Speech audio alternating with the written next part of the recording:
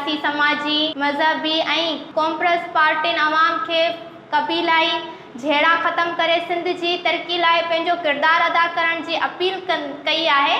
जामे मस्जिद बडाणी में मज़हर हुसैन भुट्टो ऐं सैयद मीर मुर्तज़ा शाह जी अॻुवाणीअ में कबीलाई झेड़नि जे ख़ात्मे लाइ प्रोग्राम मुनक़िद कयो वियो, जंहिंमें सियासी समाजी मुख़्तलिफ़ ज़ातियुनि सां वास्तो रखंदड़ बडाणी जी सियासी समाजी तंज़ीमनि जे अॻुवाणनि शहरियुनि ऐं हिंदू बिरादरी वॾी अंग में शिरकत कई।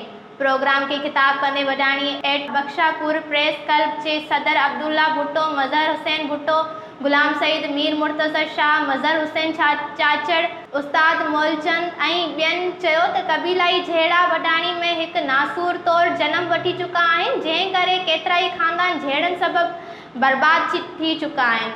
हुननि वधीक ॻाल्हाईंदे चयो त बडाणी जी अवाम में शऊर अची वियो आहे, हर फ़र्द कबीलाई झेड़नि ख़िलाफ़ आवाज़ उथारे पियो। इंशाअल्लाह जल्द ई बडाणी मां कबीलाई झेड़नि जो ख़ात्मो आणिबो।